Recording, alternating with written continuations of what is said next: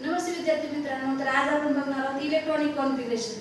आपल्याला पिरियोडिक टेबलमध्ये जवळजवळ 118 एलिमेंट आहेत. त्याच्यावर आपल्याला प्रश्न विचारला जातो, MSCITला विचारला जातो आणि याच्यामध्ये पण आपल्याला बोर्डमध्ये पण आपल्याला इलेक्ट्रॉनिक कॉन्फिगरेशन प्रत्येक वर्षी प्रश्न विचारला जातो.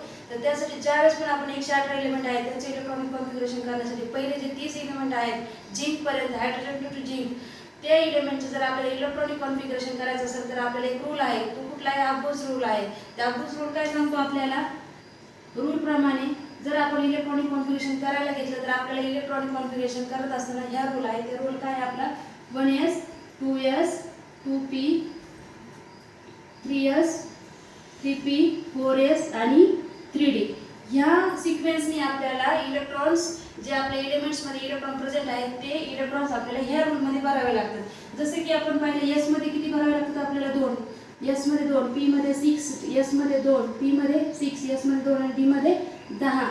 तसंच जर फॉर एक्झाम्पल जर आपण बघितलं तर आपण जर हायड्रोजनचं पाहिलं, हायड्रोजनचा ॲटॉमिक नंबर किती 1 आहे. 1 जर असेल आपल्याला हायड्रोजनचा ॲटॉमिक नंबर तर ह्या रूममध्ये जर आपण टाकून बघितला की इलेक्ट्रॉनिक कॉन्फिगरेशन काय असायला हवं हायड्रोजनचं, तर पहिलं जे येणार ते काय असणार आहे? 1s असणार आहे. 1s मध्ये जर हायड्रोजन 1s आपण जर इलेक्ट्रॉनिक कॉन्फिगरेशन करत असताना घेतला तर हायड्रोजनकडे किती इलेक्ट्रॉन आहेत? 1 आहे म्हणजे इथं 1s मध्ये किती येणार? ओनली 1. तसंच हेलियम नेक्स्ट एलिमेंट जो आहे आपला तो हेलियम आहे. हेलियमचे ॲटॉमिक नंबर किती आहे? 2 आहे. 2 आहे म्हणजे याच्यामध्ये इलेक्ट्रॉनिक कॉन्फिगरेशन काय येणार आपलं?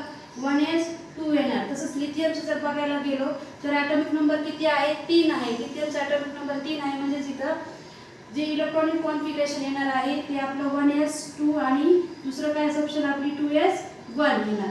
अशा पद्धतीने आपण इतर 118 एलिमेंटचं किंवा जास्त झिंक पर्यंत तुम्ही इझिली करू शकता. त्याच्यानंतर जर आपल्याला करायचं असेल 30च्या अबाव तर आपल्याला n+l रूल प्रमाणे आपल्याला इलेक्ट्रॉनिक कॉन्फिगरेशन घ्यावं लागतं.